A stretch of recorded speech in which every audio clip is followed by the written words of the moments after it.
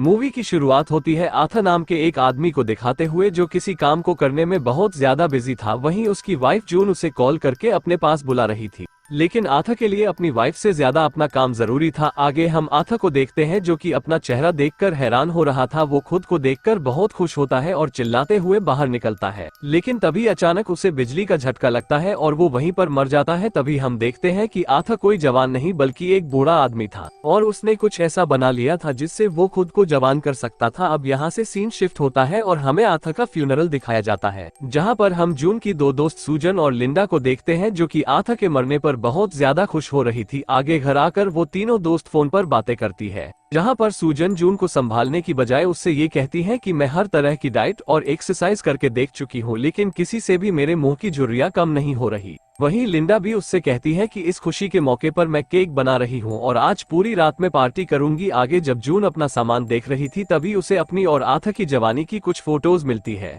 जिसको देखकर वो अपने पुराने दिनों को याद करने लगती है। यहाँ हम देखते हैं कि जून अपने जमाने में बहुत खूबसूरत हुआ करती थी और आथा एक नंबर का लंगूर था, लेकिन फिर भी जून को पहली नजर में आथा से प्यार हो जाता है। वहीं अब आथा की तो लॉटरी लग चुकी थी, इसलिए वो इस मौके को छोड़ने वाला नहीं था। अगले दिन जून आथा का सामान पैक करके उसे डोनेट करने के लिए एक ट्रस्ट में जाती है, लेकिन वो लोग उसका सामान लेने से मना कर देते हैं क्योंकि उसका सामान काफी पुराना था और इस्तेमाल करने लायक नहीं बचा था। लेकिन जून भी उस सामान को अपने घर वापस नहीं ले जाना चाहती थी, इसलिए वो सामान को जबरदस्ती वहीं छोड़कर वहां से चली जाती है। आगे जब वो बस से अपने घर जा रही थी तभी एक बूढ़ी औरत उसे अपनी सीट पर बैठने को कहती है, लेकिन जून उसे सीट पर बैठने से मना कर देती है और कहती है कि मैं इतनी भी बूढ़ी नहीं हूँ जो खड़ी होकर ना जा सकूं। लेकिन तभी अचानक बस ड्राइवर ब्रेक लगाता है और जून नीचे गिर जाती है। आगे सूजन और लिंडा जून से मिलने जाती है जो कि हॉस्पिटल में एडमिट थी। सूजन कहती है कि अब तुम वो जवान लड़की नहीं रही, तुम बूढ़ी हो चुकी हो, इसलिए तुम्हें हर चीज का ध्यान रखना होगा। आगे वो तीनों जून के बैकयार्ड में बैठकर बातें कर रही थी कि अब उन्हें आथा के ऑफिस का क्या करना है। तब लिंडा कहती है कि हमें उससे किसी को रेंट पर दे देना चाहिए और इससे हमें काफी अच्छे पैसे मिल सकते हैं। अब जून को भी उसका ये आइडिया अच्छा लगता है और वो कहती है कि सबसे पहले हमें इसकी सफाई करनी होगी। आगे जब वो तीनों सफाई करने के लिए शेड में जाती है तो देखती है कि वहाँ पर काफी अजीब चीजें पड़ी होती है। तभी अचानक उन्हें वहाँ पर एक विस्की की बोतल मिलती है तो लिंडा कहती है कि ये तो काफी अच्छी विस्की लग रही है, पर ये काफी सालों पुरानी भी है।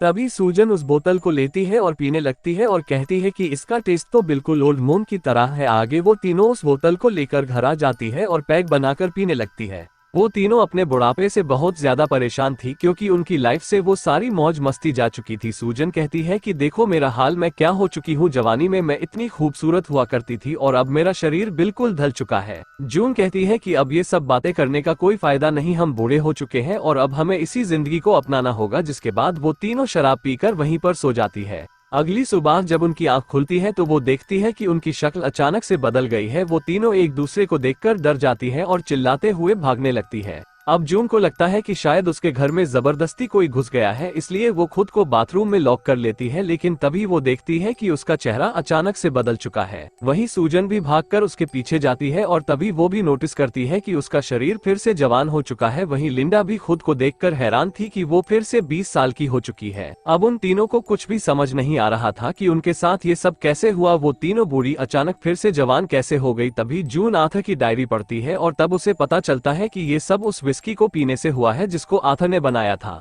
आगे वो तीनों फिर से उसी शेड में जाती है जहां पर उन्हें 4 और विस्की की बोतलें मिलती है। तभी लिंडा उनसे कहती है कि अब हमें अपनी जवानी के मजे लेने चाहिए, गॉड ऐसा मौका बार बार किसी को नहीं देते और अगर हमें ये मौका मिला है तो हमें इसका पूरा फायदा उठाना चाहिए। अब वो तीनों जैसे ही बाहर निकलती है तभी उन्हें देखते ही एक मोटा उन पर लाइन मारने लगता है, जिसको देखकर सूजन बहुत खुश होती है क्योंकि वो हमेशा से चाहती थी कि कोई मर्द उसे नोटिस करे। इसके बाद तीनों एक कैफे में जाती है जहां पर बैठे उनकी खूबसूरती को देखकर उन्हें फ्री में कॉफी दे देता है। अब ये देखकर वो तीनों बहुत हैरान होती है और तभी जून उनसे कहती है कि ये सब हमारी खूबसूरती की वजह से हो रहा है और हम इसका इस्तेमाल करके किसी भी आदमी से कुछ भी करवा सकते हैं। तभी सूजन कहती है कि क्यों ना हम लोग एक बकेट लिस्ट बनाएं और जो चीजें हम अपनी जवानी में नहीं कर पाए थे वो सब चीजें अभी करें। अब ये आइडिया बाकी दोनों को भी पसंद आता है और वो लोग अपनी लिस्ट बनाने लगते हैं, जिसमें सूजन लिखती है कि वो वेगस घूमना चाहती है और अपने अयाश हस्बैंड से बदला लेना चाहती है और लिंडा लिखती है कि मुझे तो एक साथ 3 आदमियों के साथ इंटीमेट होना है।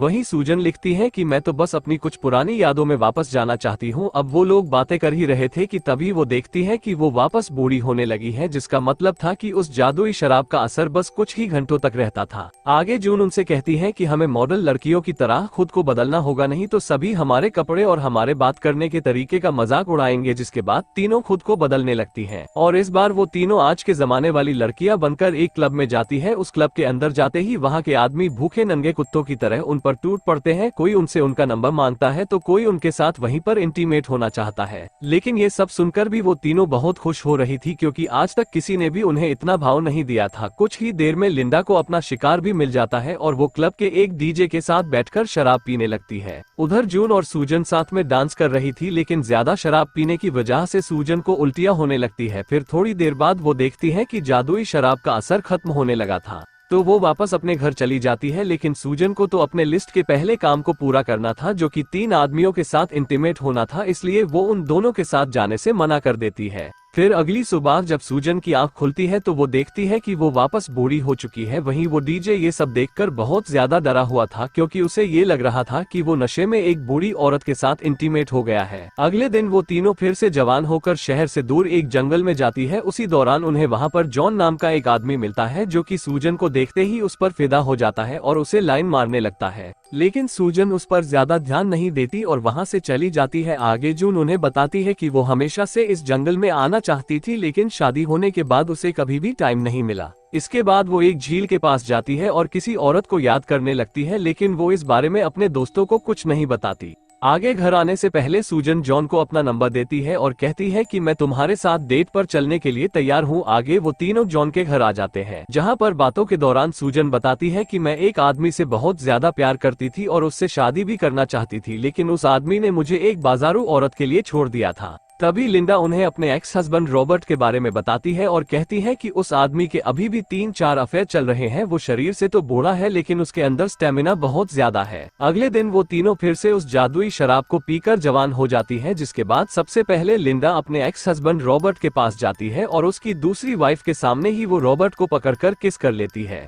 अब ये देखकर उसकी वाइफ उसे मारने लगती है और उससे पूछती है कि ये सब क्या है। लिंडा कहती है कि रॉबर्ट मेरा बॉयफ्रेंड है और परसों ही मैं इसके साथ इंटीमेट हुई हूँ। तभी रॉबर्ट की वाइफ लिंडा को गालियां देने लगती है और उसे वहां से भगा देती है। वहीं जून शीला नाम की एक लड़की को ढूंढने की कोशिश कर रही थी, लेकिन काफी ढूंढने के बाद भी वो उसे कहीं नहीं मिलती। वहीं दूसरी तरफ लिंडा को वो सारा अटेंशन मिलने लगा था जो वो हमेशा से चाहती थी, लेकिन उसी दौरान जब उसका ट्रेनर उसे छेड़ने की कोशिश करता है तो लिंडा उसे मारकर खुद से दूर कर देती है। आगे सूजन जॉन से मिलने जाती है, जहां पर जॉन उसे बताता है कि मैं कुछ ही दिनों में अपनी वाइफ से अलग होने वाला हूं, जिसके बाद मैं तुमसे शादी कर लूंगा। अब ये सुनकर सूजन भी बहुत खुश थी, पर वो इस बात से डरी हुई थी कि अगर जॉन को उसकी असलियत का पता चला तो वो उसे छोड़ देगा। तभी जॉन उससे कहता है कि तुम मेरे से उम्र में बहुत छोटी हो, लेकिन इस पर सूजन उसे कहती है कि मैं हम दोनों के रिश्तों के बीच में उम्र को नहीं आने दूंगी। अब ऐसे ही कुछ दिन बीत जाते हैं और एक दिन हम जून के बेटे मारियो को देखते हैं, जो कि उससे मिलने उसके घर पर आता है। अब क्योंकि मारियो एक नाकारा था तो जून उसे अपने लिए कोई काम ढूंढने को कहती है। इस पर मारियो उससे कहता है कि आज के टाइम में नौकरी मिलना बहुत मुश्किल है। वहीं दूसरी तरफ हम सूजन को देखते हैं जिसे जॉन से प्यार होने लगा था। वहीं लिंडा अपना चेकअप कराने के लिए डॉक्टर के पास जाती है, जहां पर उसे पता चलता है कि उसके शरीर में ट्यूमर फैल रहा है, जिस वजह से वो कुछ ही दिनों में मरने वाली है।